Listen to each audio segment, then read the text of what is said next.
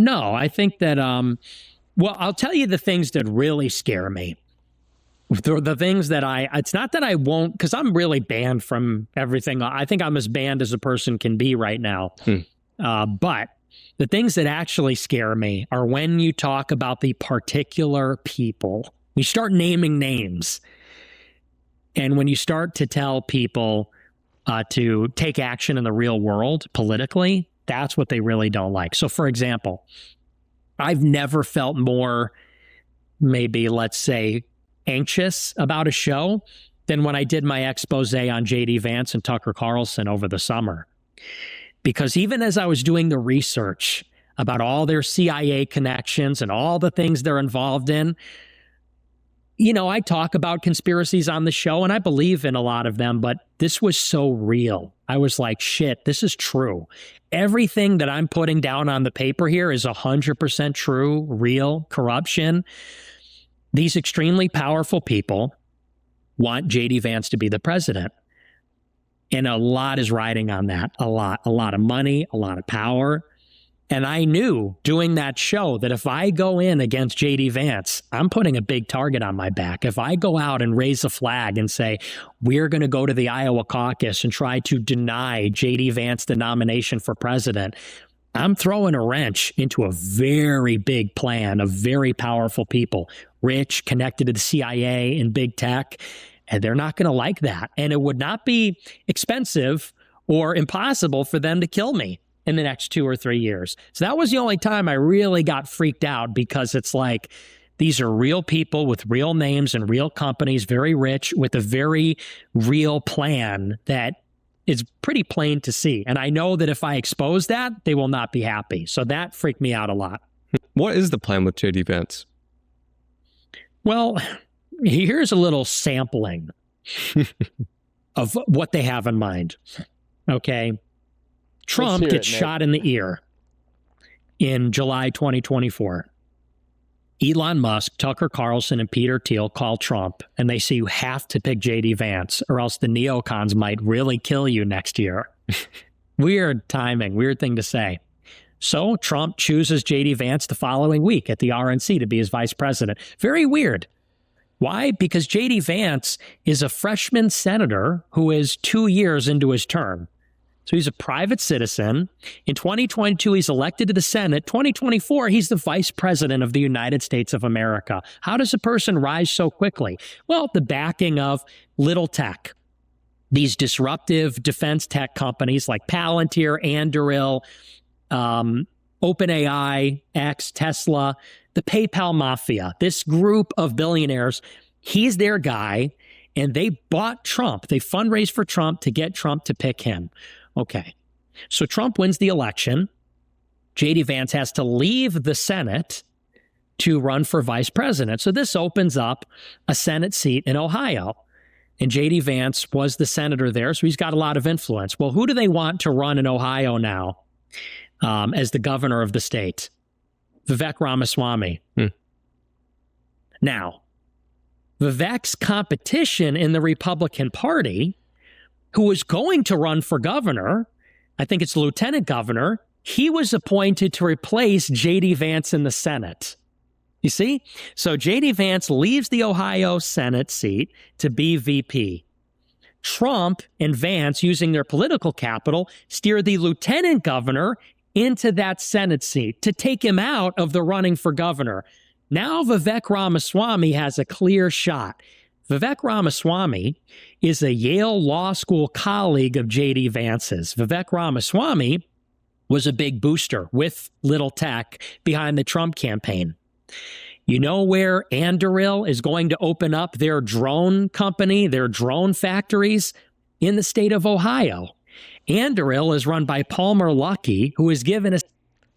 So look, at this point in my life, I don't believe in coincidence anymore, especially not when it comes to power, politics, and people who run the world. So, is it coincidence? Maybe. Probably not, though. Second chance by Peter Thiel. He's tight with J.D. Vance. J.D. Vance steered Peter Thiel's money into Anduril when he was working for Peter Thiel's venture capital company. You see how all this works? So, Vance is VP. Vivek is going to be the governor of Ohio. And they're going to give Anduril favorable jurisdiction to open up their big drone factory with the government contracts from the Department of War. And they're going to do it in Ohio, where their guy is now running the state. This is how that kind of corruption works. Now, when J.D. Vance, well, this is their plan. When he becomes the president of the United States, they're going to give... You think AI is at a productivity boom right now? Wait until the U.S. military gets involved. The U.S. government is all in on the AI race against China. It's going to change everything in the economy, everything in the defense sector. It's going to change how wars are fought. Who is going to be the beneficiary of all that investment, all those government contracts? It's going to be whoever is friends with the president of the United States after the next election. So if J.D. Vance gets in, it's going to be Palantir, Peter Thiel, Alex Karp. It's going to be Anduril, Palmer Luckey. It's going to be OpenAI, Sam Altman. It's going to be Grok, Elon Musk, Tesla with their robots. That's the end goal. So it's really, one way you could look at it is a coup. This is their guy. They use Trump as a Trojan horse, or maybe another analogy, they let J.D. Vance draft behind him. And then once Trump is discarded as a lame duck, they'll anoint Vance. And then he's going to pour all these maybe trillions of dollars in value towards their companies, and they will become the new oligarchs of America. That's the end game. You don't think Peter Thiel is the Antichrist? He might be. Who knows? You don't think Gavin will beat J.D. Vance? That's the thing. I mean, they want Vance to be the nominee. At the end of the day, with other factions. You know, the PayPal mafia, they're not all powerful. They're a faction. There's no central, you know, so some people believe in like the grand conspiracy where everything that happens is orchestrated and all the sides are illusory. They're all like secretly working together. And I don't think that's true. No, I think that the left is a faction. I think that the PayPal mafia is a faction. And the left will be fighting for Gavin Newsom, and it'll be a real competition. I think that, you know, in 2024, if it is Gavin and Vance, it'll be a close election. Because Vance, I think he might suffer from the same thing that Ron DeSantis did, which is that there's an idea of J.D. Vance, just like there was an idea of Ron DeSantis. There's like a conceit. The conceit of Ron DeSantis is he's like Trump without all the baggage. He's like Trump, but he's more presidential. He's more of a policy wonk. He's actually going to be a better governor, like he can govern better president, but he's able to govern better. And I think the conceit behind Vance is he is he's from Ohio, he's from Appalachia, he's got this story, but he made something of himself, and he's going to appeal to like the Trump base and the very far right, but he's also smart, so he could appeal to the New York Times college-educated white people. That's an idea, but it's not tested. And I think that once Vance goes out on a national stage, he might not be as popular as he is in Dime Square in New York City, or, you know, in these places where he gets fluffed by his donors. I think it'll be a different story, but he might be popular. Who knows? Klav said that JD would lose to Gavin because Gavin mogs. He does mog. It's true. Do you think America should get rid of democracy? I think we should definitely. We have too much democracy right now. You know, getting back to the conversation before, the country is sort of like a lame conservative talking point, but it is true that America was founded as a republic, not a democracy. And the idea behind that is we have some democratic processes, like we have voting. So there's something democratic about voting, but a democracy, strictly speaking, is mob rule. Whatever the majority votes for, that's what we're going to get. And there's a democratic idea, which is that there's something necessarily good about this. Like if a decision comes from the people, it's good, it's valid. And I don't think that's true. I don't think necessarily that the people are inherently better than the aristocracy or the monarchy, because they're still made up of human beings. And so there's a democratic idea that says that the more vulgar, the more poor, the lower station that a person has, the more noble they are. Right. And the richer and more powerful that somebody is, they're evil and corrupt and greedy. And that's sort of a communist idea. That's like a communist idea that wealth is inherently evil, or that power is inherently evil. And it sounds correct.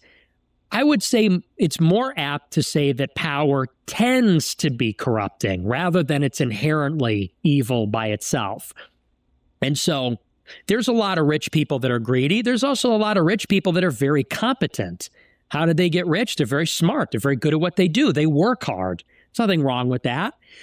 And there's a lot of poor people. They're not poor because they're unlucky. They're poor because they don't work hard. You know, that's not all poor people, but there's a lot of poor people that, look, if you gave them cash payments, they would spend it on alcohol and lottery tickets. Mm-hmm. And there's nothing good about that necessarily. They would mismanage the money.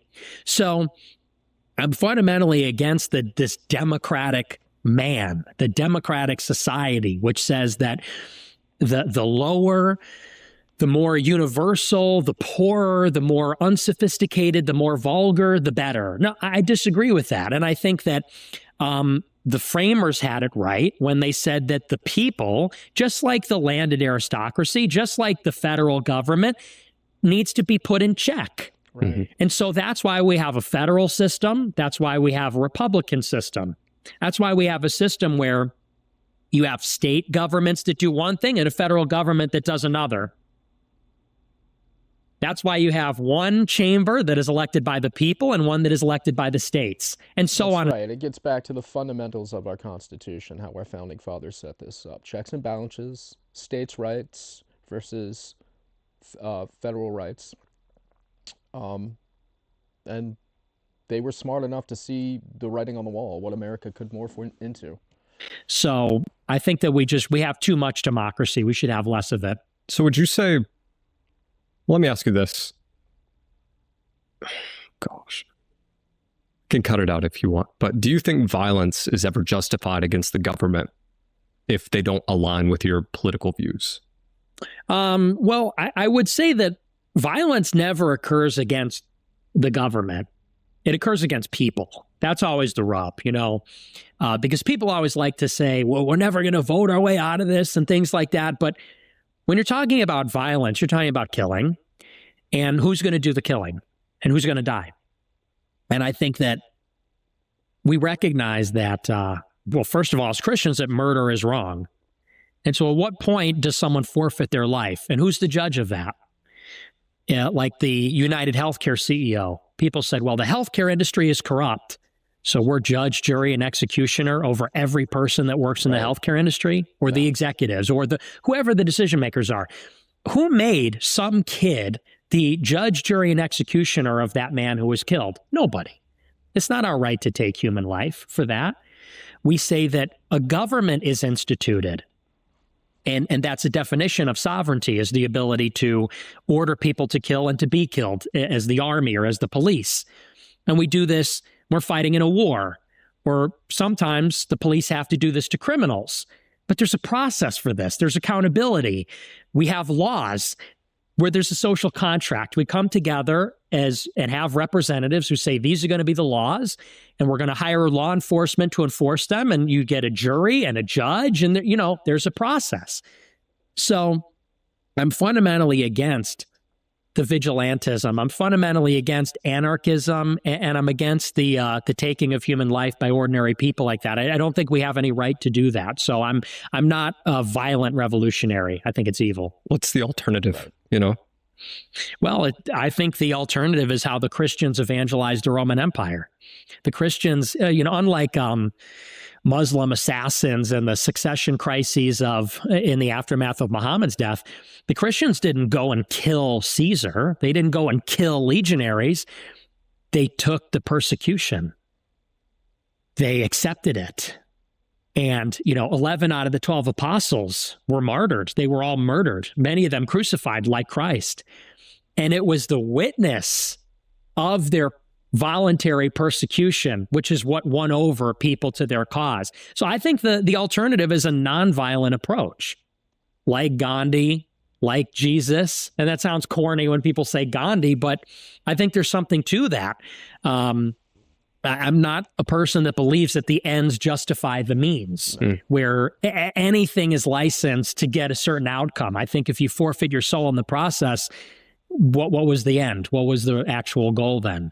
So I think the alternative is we have to have a nonviolent movement. So I guess the year is 2036.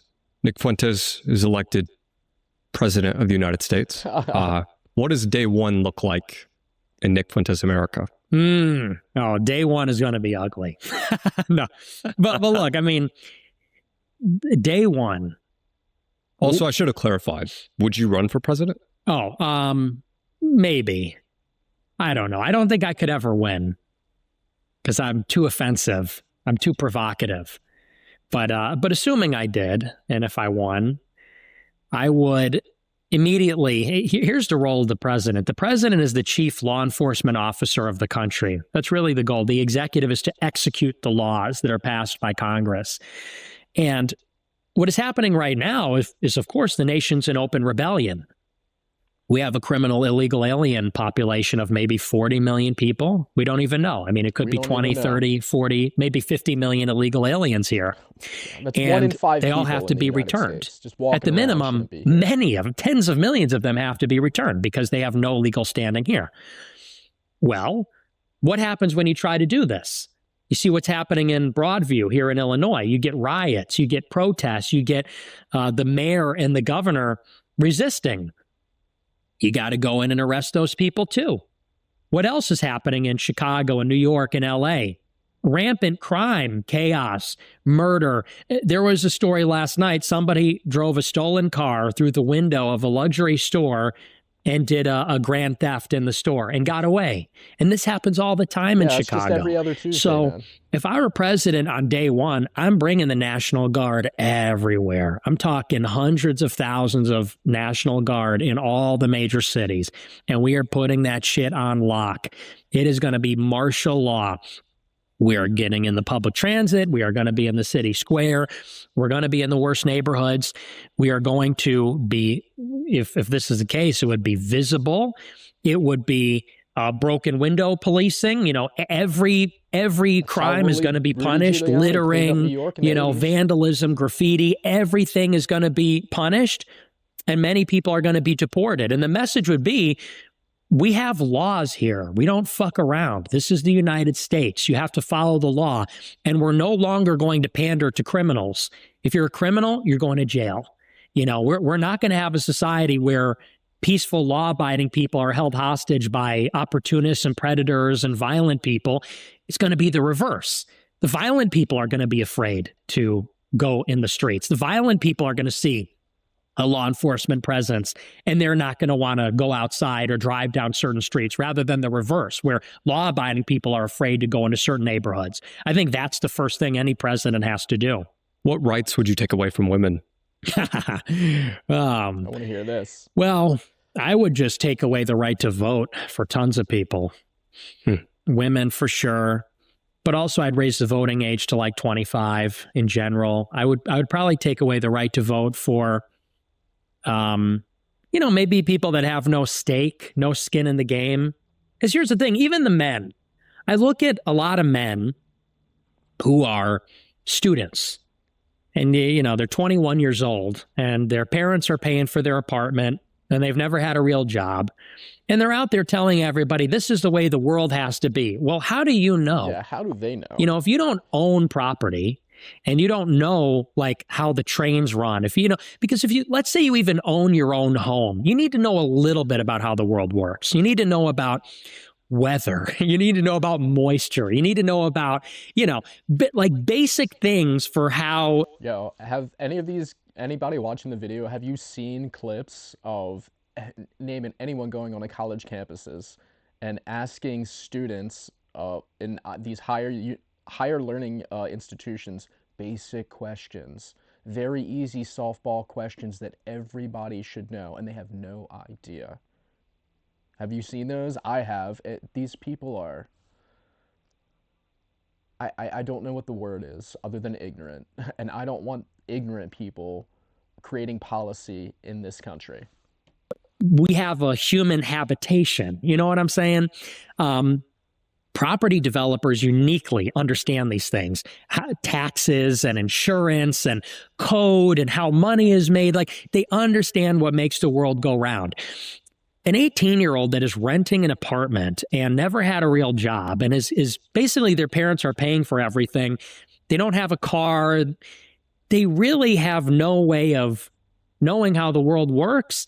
And they also have no skin in the game. Whoever wins the election, it doesn't really matter that much, actually, for them. So I would say that we have to really seriously consider reworking who is eligible to vote based on, who we would entrust that decision with, who we'd feel comfortable entrusting the decision of who should run our country with. And, what comes to mind is people with children, people that own property, people that are of a certain age, people that have had military service, people that speak English. How about that? I mean, there would be some requirements that'd be introduced. That?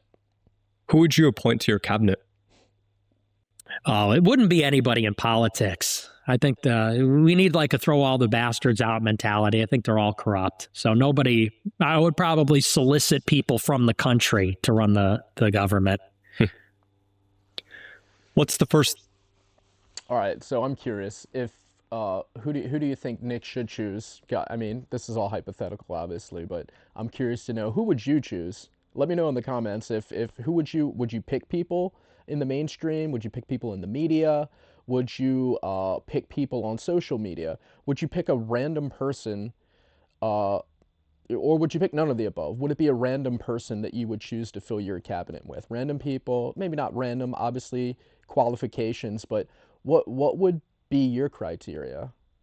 It was interesting to hear Nick's. I mean, obviously, I think at the first thing is we need to change who has a say, who has a voice to change public policy, who can vote. And I don't think, the standard right now is very, very low. And this is why we have corruption at the top. These people were able to get in because there's enough idiots in the country who have the ability to cast a ballot for them. So let me know what you think in the comments. I hope you guys like the audio. I finally went ahead and invested in a proper mic, so it's going to be decent audio moving forward. But let me know in the comments what you guys think. I'm curious to know. Until the next one, boys, I will see you then.